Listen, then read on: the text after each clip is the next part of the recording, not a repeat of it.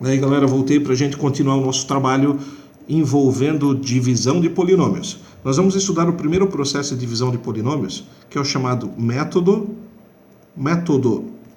de Descartes. Método de Descartes, ou também método dos coeficientes a determinar. Bem,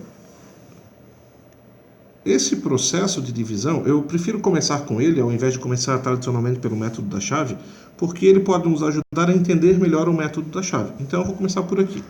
Vamos imaginar um polinômio p de x do quarto grau. X na quarta, menos 2x ao cubo, mais 5x ao quadrado, menos 2x, mais 1. Polinômio completo do quarto grau. E eu vou dividir esse polinômio completo do quarto grau por um polinômio dx, que vai ser x ao quadrado, menos 3x, mais 2. Beleza? Bem, então eu tenho o seguinte, eu tenho px dividido por dx. Esse polinômio px, ele é do quarto grau. Esse polinômio dx é do segundo grau. Ora, dessa divisão, no videozinho anterior a gente viu que dessa divisão, obrigatoriamente vai surgir uma criatura do segundo grau. Ou seja, o quociente QX, o resultado dessa divisão, vai ser um polinômio do segundo grau. Por quê? Porque 4 menos 2 dá 2. Dividendo do quarto grau, divisor do segundo grau, quociente do segundo grau. Ora, um polinômio qualquer do segundo grau, ele pode ser sempre representado assim, um polinômio genérico do segundo grau. A vezes x ao quadrado, mais b vezes x, mais c. Onde A, B e C são os chamados coeficientes. Por isso que o nome desse método é método dos coeficientes a determinar, porque eu vou ter que encontrar o valor desses caras. Tem um porém. Você deve lembrar que na divisão de números, aquela que a gente falou lá no primeiro vídeo, quando a gente tinha um resto menor do que o divisor, a gente parava de dividir. Ora, aqui vai acontecer uma coisa semelhante. Quando eu pego um polinômio p de x e divido por um polinômio d de x, vai ter um resto, chamado de r de x. Esse resto pode ser zero ou não, depende do contexto. Mas eu sei o seguinte, que esse resto, obrigatoriamente, ele tem que ser algo menor do que segundo grau. Por quê? Porque se me sobrar uma coisa, depois que eu começo a divisão, se me sobra uma coisa do segundo grau, eu ainda posso dividir por uma coisa do segundo grau e gerar um polinômio. Lembrem, um polinômio do segundo grau dividido por um polinômio do segundo grau vai gerar um polinômio, x na zero, que é zero, mas é um polinômio. Então, o resto, ele vai ser, no máximo, do primeiro grau. Por que no máximo, Vavá? Porque ele poderia ser de grau zero e ele poderia ser de grau indefinido. Então, esse cidadão aqui, esse resto, ele pode ser, no máximo, um polinômio do primeiro grau. E se ele pode ser, no máximo, um polinômio do primeiro grau, então, ele vai ser alguma coisa desse tipo. dx mais e, porque os polinômios do primeiro grau têm essa cara. Então, observem. Aqui eu usei d e e porque eu já tinha usado a, b e c. O que eu preciso, então? Eu preciso operar com essas coisas para descobrir quanto vale o A, quanto vale o B, quanto vale o C, quanto vale o D e quanto vale o E. Como esses números, como essas letras representam coeficientes, o nome do método faz total sentido, né? Eu preciso determinar o valor desses coeficientes. Só que agora eu estou na seguinte situação, quer ver, pessoal? E é importante ir acompanhando a ideia. Eu tenho o polinômio px, que é x na quarta, menos 2x ao cubo, mais 5x ao quadrado, menos 2x mais 1. Esse polinômio está sendo dividido pelo dx, né? Que é x ao quadrado, menos 3x mais 2. Eu sei que o resultado dessa divisão vai ser alguma coisa do tipo ax ao quadrado mais bx mais c. E eu sei que o resto dessa divisão vai ser no máximo do primeiro grau e, portanto, vai ter essa cara dx mais e. Então, aqui nós temos o resto, aqui nós temos o quociente, aqui nós temos o divisor e aqui o dividendo. Beleza por enquanto? Vocês lembram daquela propriedade fundamental da divisão que nós vimos anteriormente? Ora, em toda divisão, se eu pegar o quociente, multiplicar pelo divisor e acrescentar o resto, eu vou obter o dividendo. Ora, eu poderia escrever algo assim, então. X ao quadrado menos 2x ao cubo mais 5x ao quadrado menos 2x mais 1. Ó, isso aqui é o dividendo.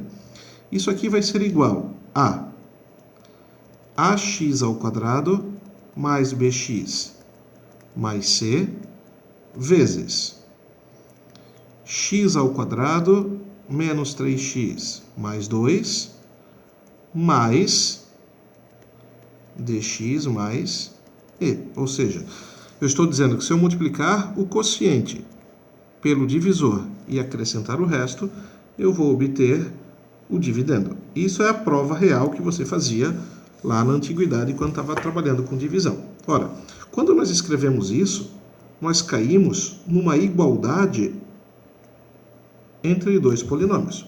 Eu estou dizendo que este polinômio aqui, que está na forma desenvolvida, é igual a este polinômio aqui, que não está na forma desenvolvida. Então, eu preciso desenvolvê-lo. E desenvolver dá um certo trabalho. Lembrando que esse cara aqui é px, então, para simplificar, eu vou continuar chamando de px. O px é igual a essa multiplicação. Aqui eu vou ter que aplicar a propriedade distributiva. E daí tem que sempre tomar cuidado com multiplicação, toda aquela lenga-lenga. Então, ax ao quadrado, vou começar distribuindo esse cara. Ax ao quadrado vezes x ao quadrado vai ficar ax na quarta. Ax ao quadrado vezes menos 3x vai ficar menos 3ax ao cubo. Ax ao quadrado vezes 2 vai ficar mais 2ax ao quadrado. Já distribuí o ax ao quadrado. Agora me falta distribuir o bx. Bx vezes x ao quadrado vai ficar mais bx ao cubo. Bx vezes menos 3x vai ficar menos 3bx ao quadrado. E, finalmente, bx vezes 2 vai dar mais 2bx. Distribuir o bx. Vamos ver quem é que falta agora. Agora falta distribuir o c. C vezes x ao quadrado vai ficar mais cx ao quadrado. C vezes menos 3x vai ficar menos 3cx. E c vezes mais 2, mais 2c. Vou botar aqui mais, esse mais aqui, ó, o dx mais e. Bem, você deve ter observado que quando eu apliquei a propriedade distributiva, apareceram ali coisas, digamos assim, que podem ser agrupadas. Importante você perceber, ó, que esse termo aqui, ó, em x na quarta, ele é único. Não existe ao longo dessa expressão nenhum outro x na quarta. Então não tem ninguém para juntar com ele. Mas x ao cubo tem. Observe, ó. Aqui tem um termo, ó, com x ao cubo e aqui tem um termo com x ao cubo. Nós temos aqui, ó, um termo com x ao quadrado, outro termo com x ao quadrado, outro termo com x ao quadrado. Nós temos, vou pegar uma outra cor aqui, pegar o preto. Nós temos esse termo aqui, ó, em x na 1, esse termo aqui que também é x na 1 e esse termo aqui, ó, que também é x na 1. Eu estou falando de termos, como a gente já viu, termos que são semelhantes. E finalmente nós temos esse cidadão aqui, ó, e esse daqui, que são termos independentes. Então o que eu vou fazer? Eu vou agrupar os termos semelhantes. O px, ele vai ser ax na quarta, só tem ele, mais. Olha, eu sei que vai ter alguma coisa aqui, ó, multiplicando x ao cubo, ou seja, eu vou colocar o x ao cubo em evidência. Esse termo aqui tinha o x ao cubo, mas o x ao cubo já está em evidência. Quem é que falta para eu formar esse termo? Menos 3a. Esse aqui já foi. Qual é o outro que tem x ao cubo? Esse aqui, ó. Esse, ó. Aqui já está o x ao cubo, ó, colocado em evidência. Quem é que falta para eu formar esse termo? Mais b. Então, eu coloquei o x ao cubo em evidência e cheguei nessa situação. Agora, eu vou para o x ao quadrado. Vou escrever mais, abre parênteses, alguma coisa que vai multiplicar x ao quadrado. Coloquei x ao quadrado em evidência, só que agora eu vou fazer mais rápido. Esse termo aqui tem x ao quadrado, tem 2a, porque o x ao quadrado aqui, ó, já está colocado em evidência. O outro que tem x ao quadrado, esse aqui, menos 3b, nananã, mais c. Então, quando eu coloquei o x ao quadrado em evidência, eu obtive este coeficiente. Mas, agora eu vou colocar o x em evidência. Vou ter alguma coisa multiplicando o x. Quem é essa coisa multiplicando o x? Ó, aqui tem 2bx, o x já está em evidência, então sobra ou falta o 2b. Aqui tem menos 3cx, quem falta é o menos 3c. E aqui tem o dx, quem falta é o mais d. Coloquei o x em evidência. E agora a última coisa que nos resta são os termos independentes. 2c mais e. E agora, galera, que vem a parte mais importante do processo. Por quê? Porque agora eu sei que esse polinômio todo aqui, ó, ele é exatamente igual ao polinômio px. Ora, para que dois polinômios sejam iguais, a gente já viu isso, os coeficientes dos termos de mesmo grau precisam necessariamente ser iguais. Então, se você for lá no px e buscar o termo em x na quarta, ó, o x na quarta, o coeficiente dele é 1. Ora, se no px o coeficiente de x na quarta era 1, neste polinômio aqui que eu destaquei em azul, o coeficiente do x na quarta também tem que ser 1. Ora, o coeficiente do x na quarta aqui é o a. Então, o a obrigatoriamente precisa ser 1. Já sei o valor do a. Agora, pensa comigo. Esse termo aqui, ó, é o coeficiente do x ao cubo. Então, menos 3a mais b. Esse aqui é o coeficiente do x ao cubo. Mas quem é o coeficiente do x ao cubo lá no polinômio p? É o menos 2. Então, o coeficiente do x ao cubo aqui tem que ser igual ao coeficiente do x ao cubo ali. Então, essa expressão tem que ser igual a menos 2. Mas eu já sei que o a vale 1. Então, aqui vai ficar menos 3 mais b igual a menos 2. O b vai ser igual a 1. Já consegui descobrir o valor de dois coeficientes. Ó. Esse cara vale 1 e esse cara vale 1 também. Agora vamos seguir adiante. Nós sabemos que o coeficiente de x ao quadrado aqui é 2a menos 3b mais c. 2a menos 3b mais c. E isso aqui tem que ser igual a quanto? Ora, o coeficiente do x ao cubo de x ao quadrado nesse polinômio é 5. Então, isso aqui vai ter que ser igual a 5. O a vale 1, nós já sabemos. Então, 2 vezes 1 dá 2. O b também vale 1. 2 menos 3 mais c é igual a 5. Daí, a gente chega à brilhante conclusão que o c vai ser 6. Já descobri esse cidadão. Falta descobrir o d e o e. Mas o processo é o mesmo. Ora, esse cara aqui, ó, essa expressão aqui é o coeficiente do x nesse polinômio. Quem é o coeficiente do x no polinômio p?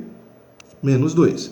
Isso significa que, vou fazer bem pequenininho aqui, ó, 2b menos 3c mais d tem que ser igual a menos 2. Ó, coeficiente do x aqui igual ao coeficiente do x aqui. O b vale 1, então 2b dá 2. O c vale 6, menos 18, mais d tem que ser igual a menos 2. 2 menos 18 dá menos 16. Isso aqui dá menos 16. Menos 2 mais 16 dá 14. o D vale 14. E, finalmente, eu vou descobrir o valor do E, né? Que eu já sei o A, o B, o C e o D. Agora falta descobrir o E. Mas o E é quem? O E faz parte do termo independente, ó. Aqueles caras que não tem X. Então eu vou escrever aqui, ó. Vou achar um espacinho aqui, ó. Ok?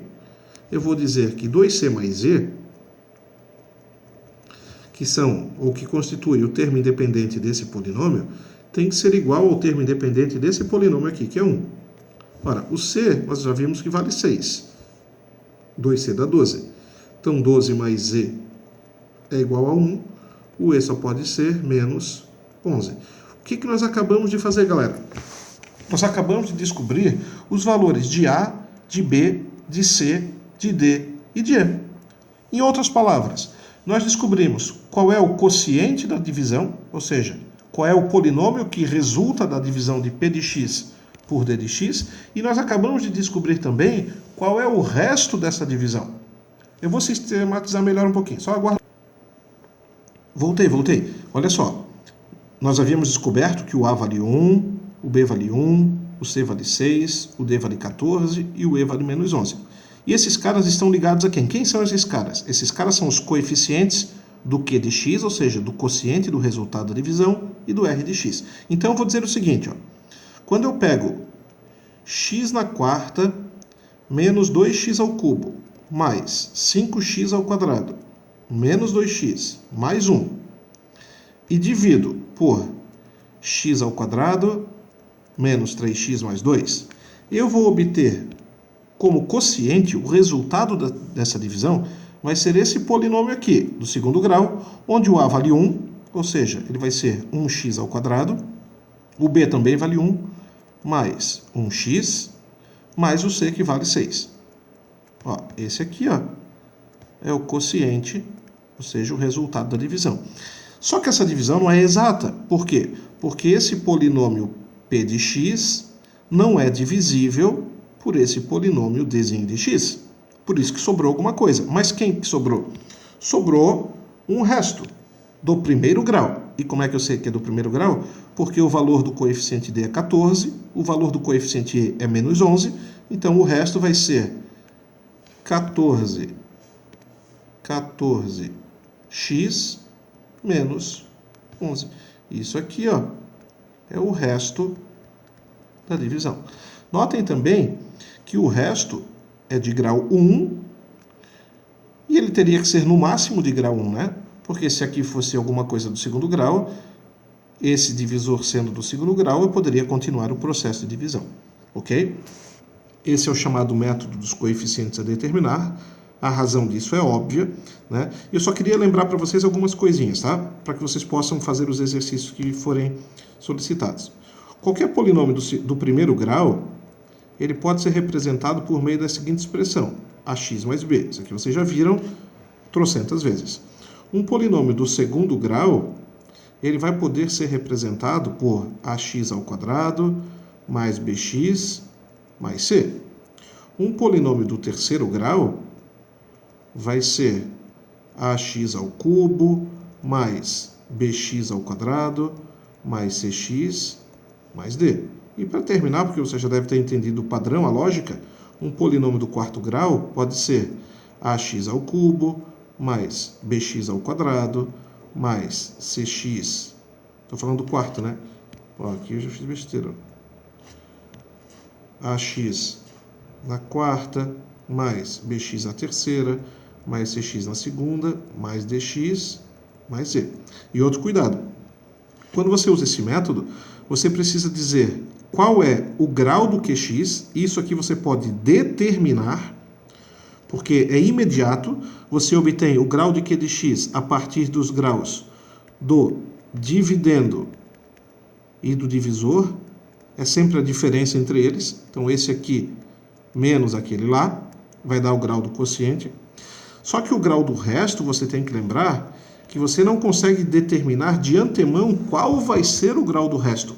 O que você consegue determinar é qual é o maior grau possível para o resto.